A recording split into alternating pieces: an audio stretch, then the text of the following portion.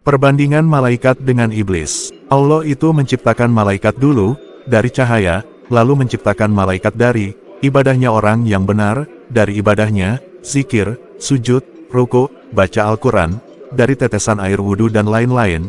Cuma sayang, tak banyak orang yang keluar malaikatnya, ketika orang itu ibadah, karena lahiriahnya ibadah, sementara batiniahnya, sama sekali tak ingat Allah.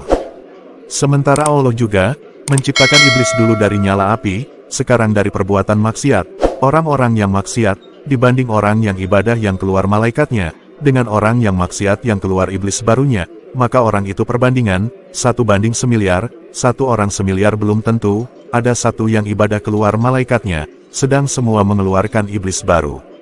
Jadi iblis lebih banyak di muka bumi, daripada malaikat, makanya jika seseorang itu berbuat baik, akan lebih banyak yang tidak suka, daripada yang suka, berbuat baik, akan banyak dibenci, yang mengamalkan sunnah Nabi, akan dianggap orang aneh dan asing, bersedekah dianggap sok kaya. Karena apa?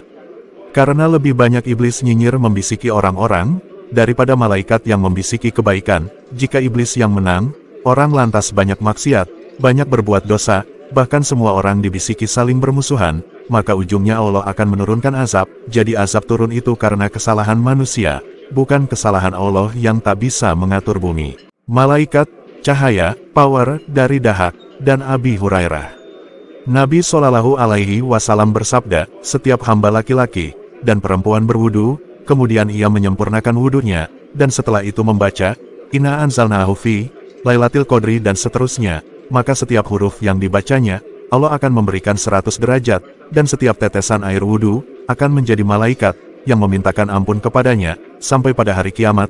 Ini sebenarnya contoh hadis, untuk semua ibadah juga, sebenarnya, akan keluar malaikatnya, yang pada akhirnya, jika orang itu dalam segala geraknya, adalah ibadah, maka, dalam segala geraknya, akan mengeluarkan malaikat. Malaikat sama dengan cahaya sama dengan power, jadi dalam hadis di atas, ada kata, berwudu kemudian ia menyempurnakan wudunya, artinya tidak sekedar wudu, tapi ada tindakan, untuk menyempurnakan wudunya, atau kalau dalam semua ibadah, ya ada usaha untuk menyempurnakan ibadahnya, lahir batinnya ibadah. Proses menyempurnakan ini, dinamakan ihsan, atau menjadikan bagus ibadah, berusaha ibadahnya menjadi sempurna. Yang akan saya bahas sebenarnya, bukan masalah di atas itu, tapi ketika seseorang itu, sudah keluar malaikat sama dengan malaikat kan dari cahaya, diciptakan dari cahaya, jadi keluar malaikatnya maksudnya, ya keluar cahayanya, maksudnya keluar cahayanya, ya maksudnya powernya, dan power ini, yang jika keluar dan setiap gerak orang itu adalah cahaya. Maka, ketika berkata-kata akan terbentuklah cahaya, dalam kata-katanya, dan ketika menulis, maka, akan terbentuklah cahaya, di dalam setiap tulisannya.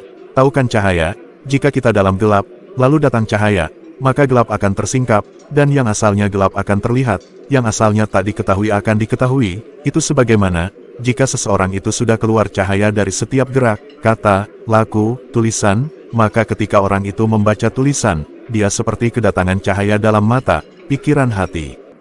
Cahaya yang menerobos, masuk ke dalam pikiran, akan memberi penerangan, kepada orang yang membaca tulisan, dan memberi kecerahan dalam hati, walau cahaya itu hanya sebatas jawaban ya, atau tidak, bukan penjelasan yang panjang, sebab cahaya dari tulisan itu sudah mewakili semua penjelasan, dan semua kata-kata, sebagaimana cahaya matahari itu mewakili semua huruf, dan kata-kata, menjelaskan semua permukaan, yang bisa ditangkap mata. Semoga paham.